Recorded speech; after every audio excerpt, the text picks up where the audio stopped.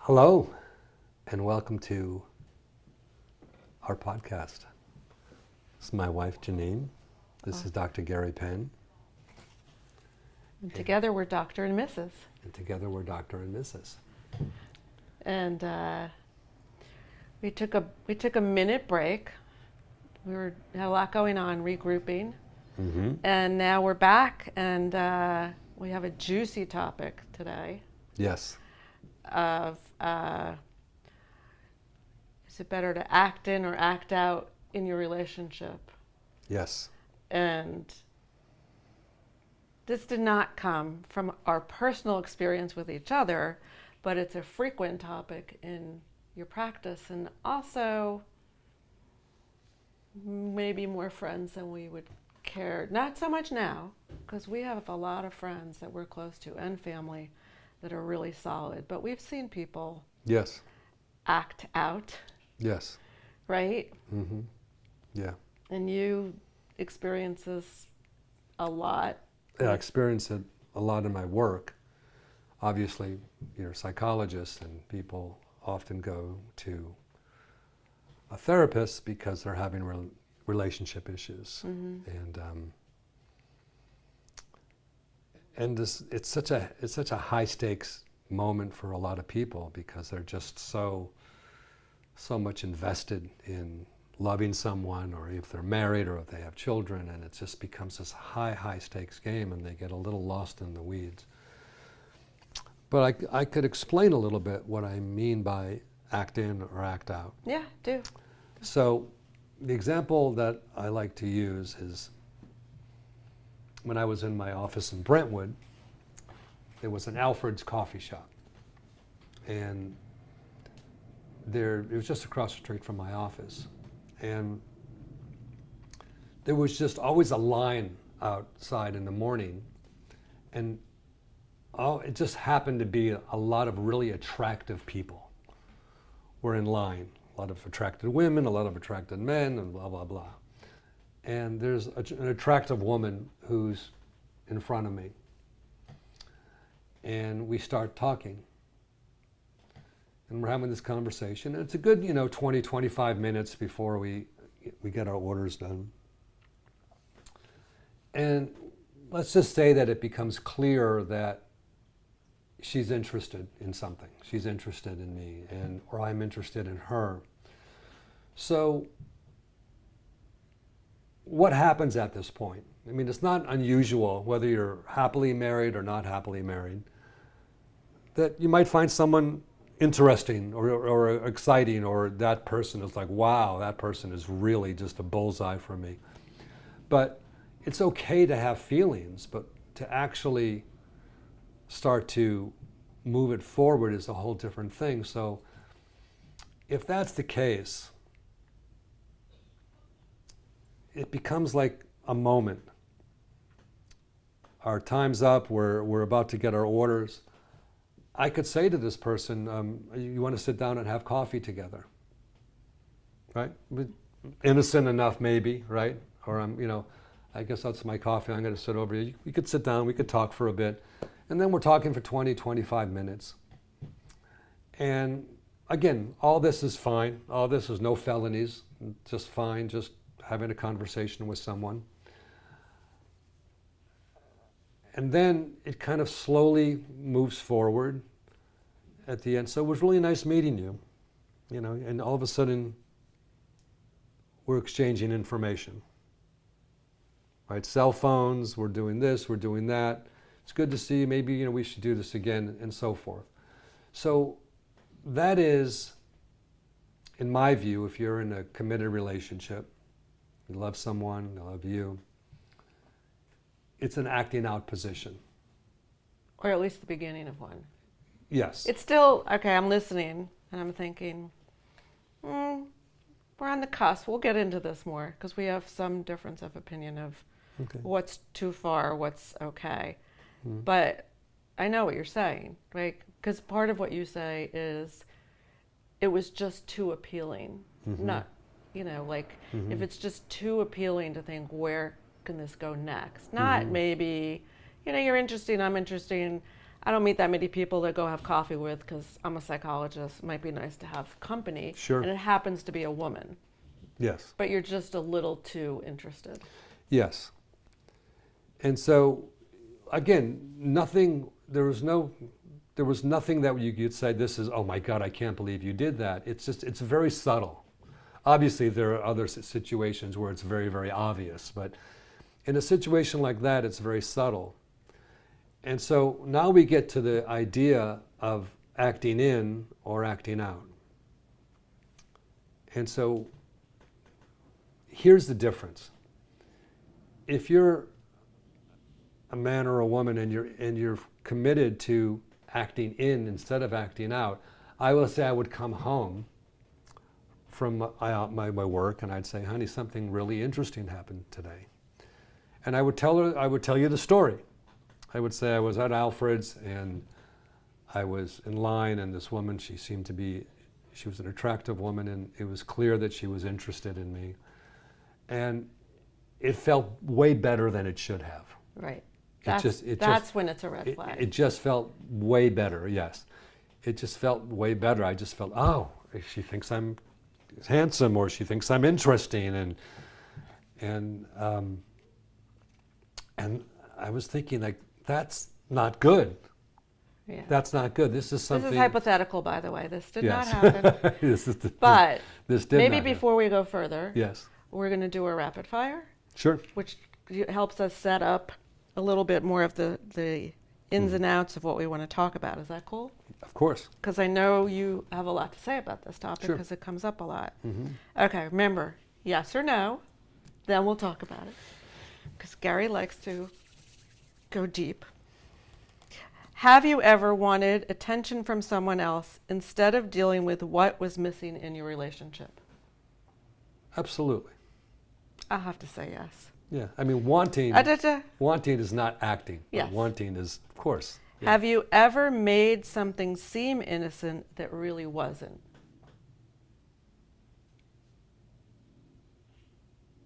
Doesn't have to be with us. Oh. In life. Maybe, probably. Yes, not with you. Mm-hmm. Have you ever talked yourself into believing that being interested in someone was just being nice and friendly when you know something else is driving that? I would say that most people, certainly at some time or times in their life, will do a Jedi mind trick on themselves and convince themselves I was just being nice. that I was just being nice. And isn't it interesting that the person that you're really being nice to is a really attractive, interesting? It isn't like, some Jabba the Hutt person you're saying, oh my God, but it's really you being nice to someone. So you wouldn't be nice to Jabba the Hutt? I would not be nice to Jabba the Hutt. But it's like, we do these. See, I would be nice to Jabba the Hutt, but I would also be nice to the really handsome and pretty with me. That's right. Okay. Have you ever enjoyed attention you knew crossed a line?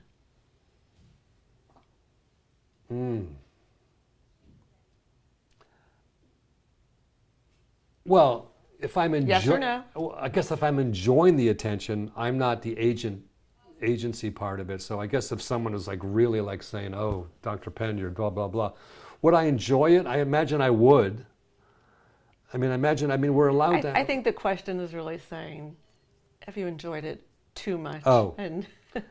And known like maybe I need to walk away. I will say this,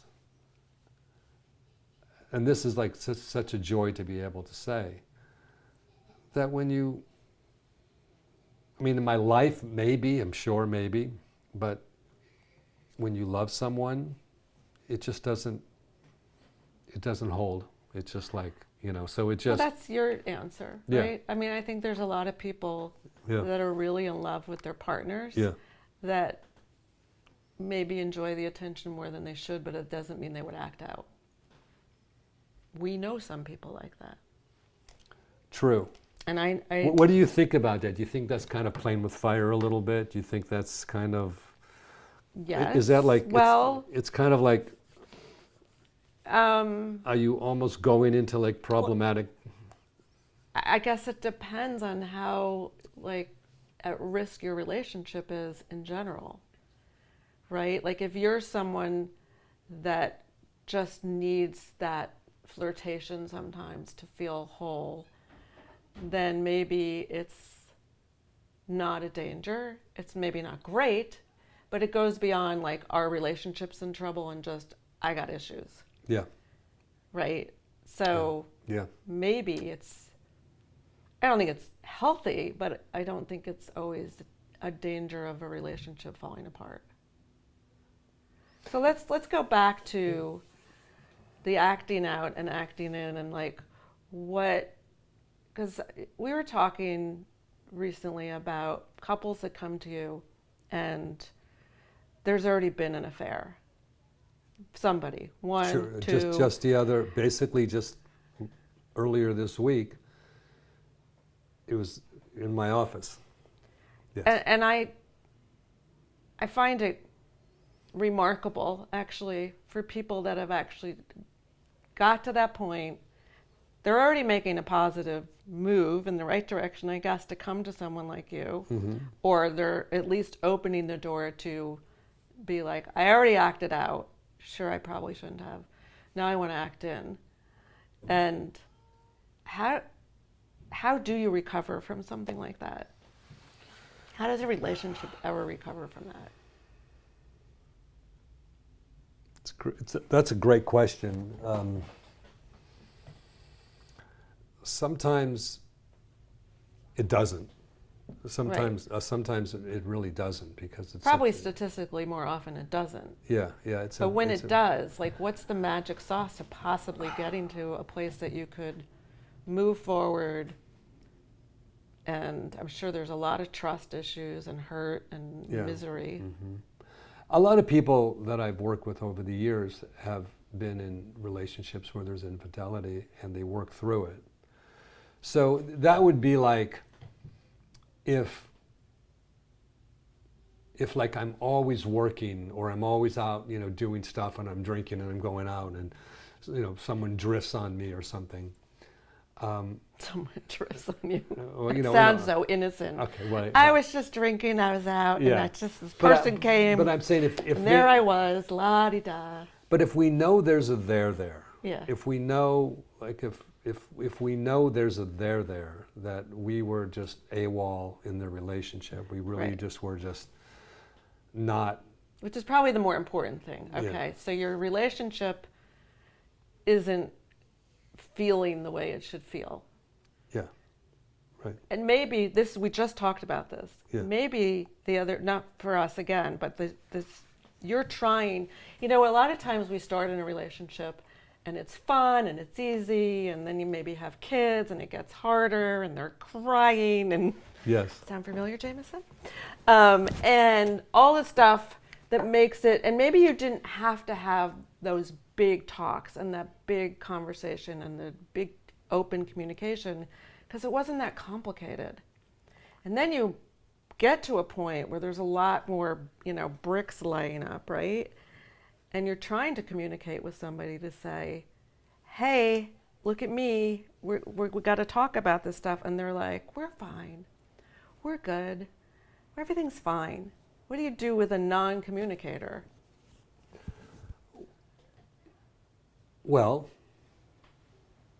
what you do with a non-communicator is you're not hearing me. You're not listening to me. I love you, but there are things going on in our relationship that is not working for me. Right. So you just kind of have You got to really be straight. Yeah. Like we're in trouble. Yes. And we need to talk about this. Yes. And what's confusing for some people who are just like do. I'm happy. I love this person. And we think like everything's great, but the other person is getting feeling very distant and cut off, and we need to get hit over the head. Sometimes by the time we realize it, it's too late for a lot of people. Yeah. It's just too late. And we've talked about, not related to that we were looking at the person in the coffee line, but early in our relationship, when it was very up and down.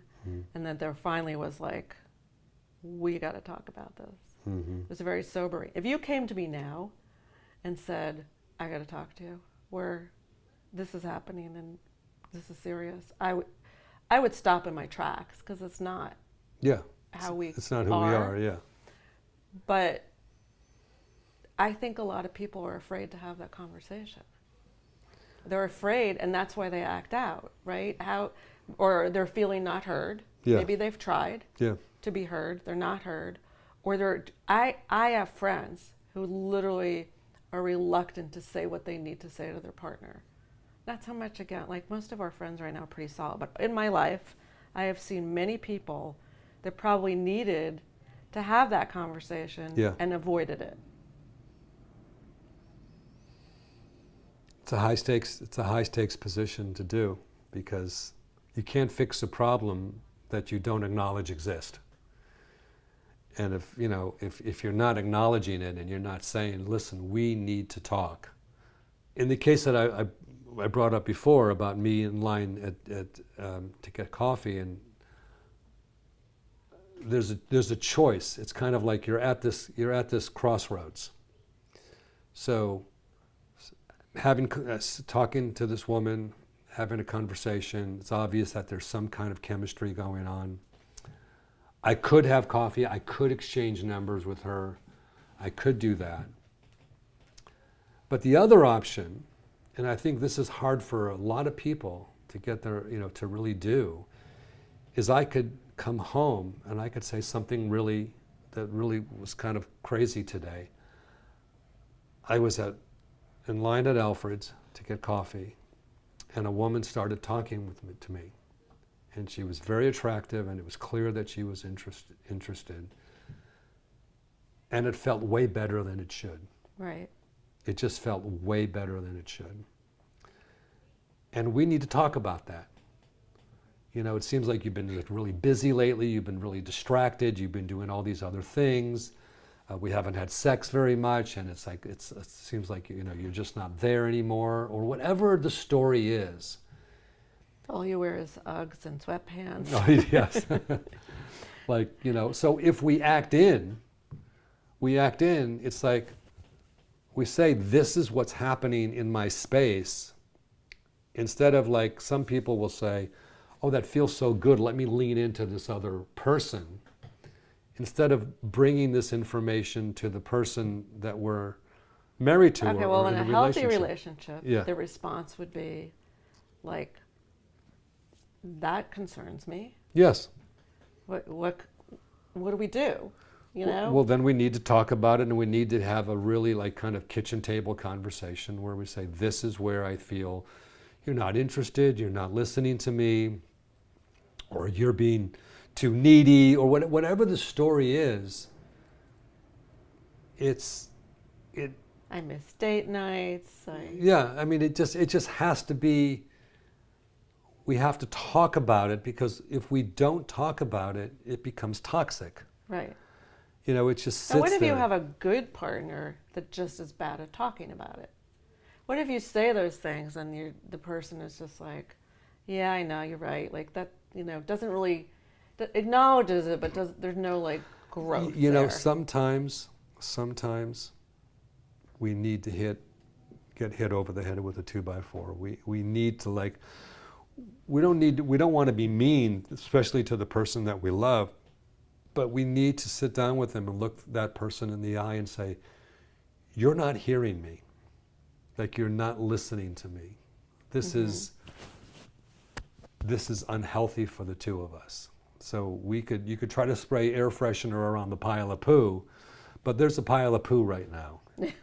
Sorry for my analogy. Nice analogy. But it's like we have to if we don't acknowledge that there's a pile of poo here, what happens is that eventually we forget there's a pile of poo, and then we end up stepping in it. And the last thing you want, I'm sorry, I'm very scatological.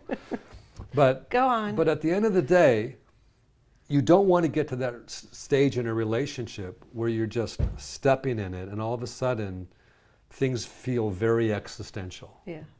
So we have to think of not whether we want to or we don't want to, but what are the consequences that we're faced with? What are the consequences if we just spray air freshener around everything? You know, I say a lot of times, like, you know, why does shit stink? Let's say, you know, we're at a park and there's a big pile of poo. The reason why it stinks is because it's telling us something. I'm a pile of poo. Don't step in Don't me. step in me. Listen to me. And if all I'm doing, I've never really thought about that. Why, that's why it stinks. it's kind of ingenious, isn't it? It's I like, feel much smarter right now, and I've got something to talk about. that's right. This is a pile of poo. Stay away. You know, and if we don't do that, as a lot of people know, we end up stepping in the pile of poo. You do that enough, and then it's just like you. Well, it's like fire. Like sometimes maybe you got to step in the poo a few times to realize, you know, like don't touch fire, right? That's right. The stove's hot. And we want it. What we want to do, and I think what we're talking about today is, for those of our, you know, the people who are listening and find this interesting, is to say, this is when you handle it. It's like if you have like some, like, you know, problem with, you know, your body, or the body's not working, like, let me go to a doctor. Let me check this out. Let's look under the hood and see, unless if I do nothing, then something metastasizes, and all of a sudden, if I would have gone right away, I would have been fine. Right. So it's kind of like the same thing of really, and I think it's kind of a beautiful thing in a relationship, if it's strong, to say, this is what happened. Because we're human. And I could like talk to you and say, I mean, the fact that it might happen even when your relationship is good, right? We were saying earlier with the rapid fire. Does it feel good sometimes to have somebody flirt with you? Sure. mm-hmm. Or think that you're attractive? Mm-hmm. Absolutely. Or Mm-hmm. want your phone number? It's kind of silly and fun. Yes. Or get carded at a bar. It's like, Yes. I could be your mother, silly boy. Yes. What's my job? No, you look, I love that. You look like 45. I'm like, yes, no. But we all like that. Sure. Right? Mm-hmm. You would almost hope that you still like that, because that means you're alive. Mm-hmm. So the other part of this is, though, sometimes those relationships need to stop. Sometimes even the acting the end result may be, we shouldn't stay together anymore. Of course. It's always, Right, it's but always, it's still better. If it's too far gone. Well, it's maybe too far gone, or maybe it's just not meant to be, and you're there and you realize, or you've just drifted in different spaces. Yeah. But you still want to act in versus act out to maybe be able to, especially if you have kids.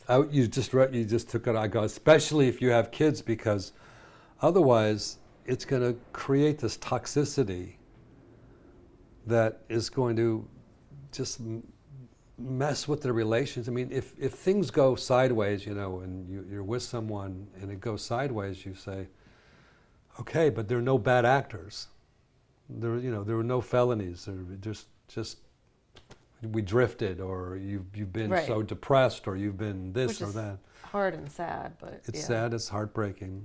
So, but if we can do that, so what I coach a lot of the people I work with is to act in, to sit down, we should talk. And again, how often does that happen? It doesn't happen that often, but if it's there, bring it up. How often does it happen? I mean, in a relationship, unless it's a real. I think it happens a lot. Okay. I mean, it may not happen as a total red flag, like we're Yeah. in big trouble, Yeah. but I think the inclination to have that thought Sure. of, I like this too much right now, this person paying attention to me, right? Like, I don't know, I feel like that probably could happen a lot, but then sometimes I think it even could be yourself, catching yourself saying, it may not even be with your partner, like, why am I feeling this? Why is this? That's a good point. It could just be like you're feeling older and no one's going to, I'm not attractive as I used to be, and then someone says, you're amazing.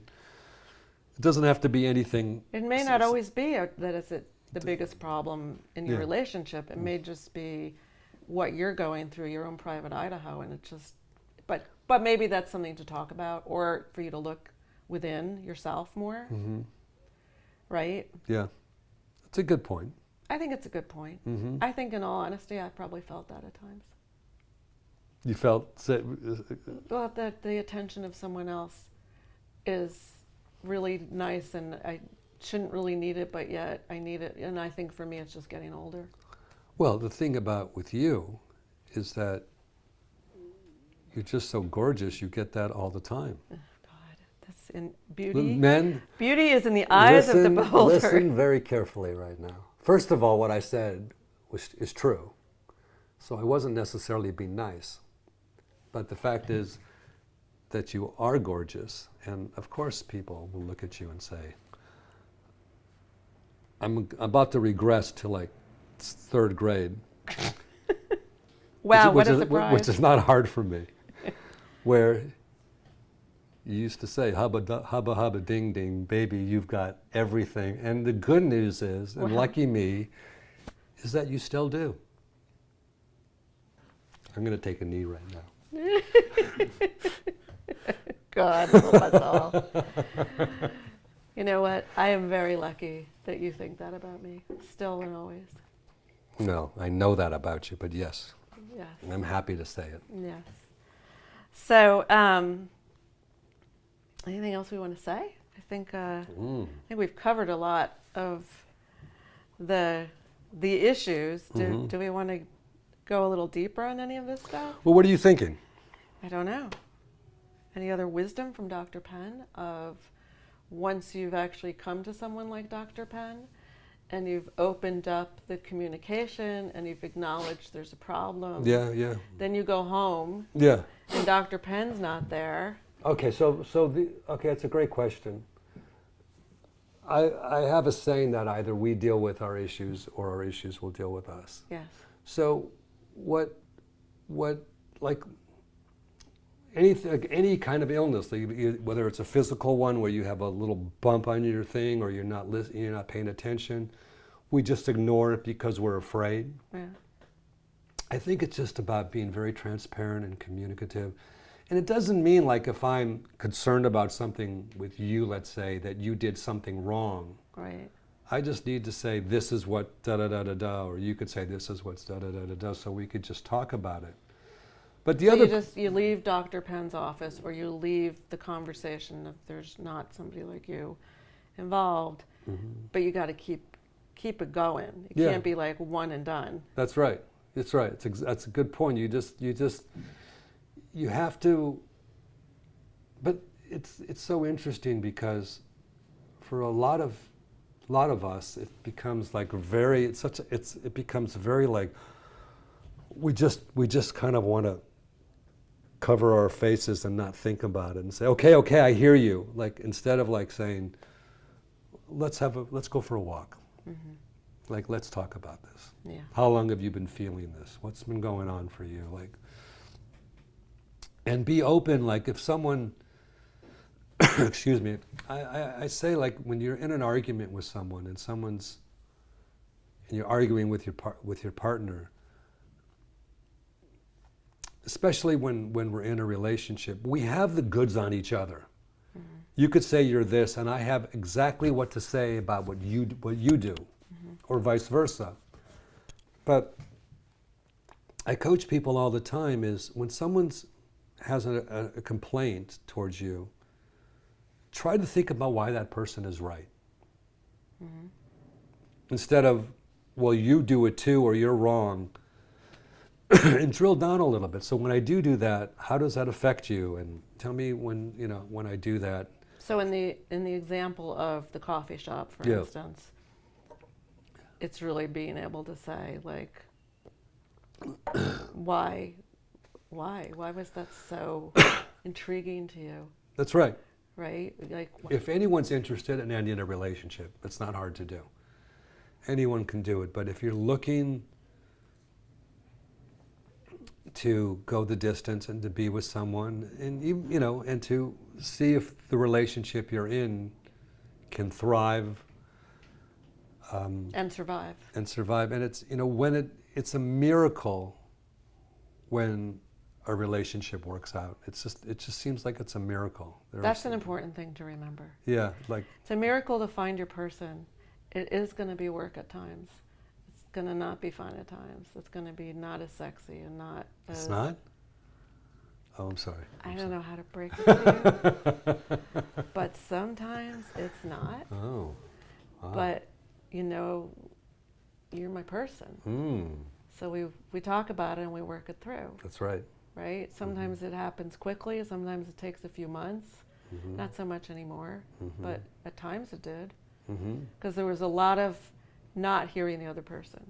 It's also It's like you're it's also a not lot of hearing me. wounds from other relationships Yes. that have not been, that we Very still often have is. agency in our psychology. Of course, that's a huge part of it. So I think we had some good nuggets in there. I like it. Yeah. I think it's good. I think it's a good conversation, and it's And I would hope for anyone that, even if you're not at the point of I'm going to take the phone number from that person, but just feeling that angst in any situation, like the best thing you can do for your relationship is have open, honest communication. yes, it is. It is. I'll just piggyback on that. It is kind of like a hero's journey. If thankfully that something like that would not happen with us, but for me to be able to say, this is what happened, this was my reaction to it, we should talk about it. And that's a scary thing to say. It could be a really like fright. You just want to sit there and, like when I was a kid, you know, there's a noise outside, and I just would put my hand, you know, just not pay attention. But if we are really there, and we can say we need to talk. And on that note, I think we're going to wrap up this episode of Dr. and Mrs. Yes, my love. And we'll see you soon. Okay. Well done.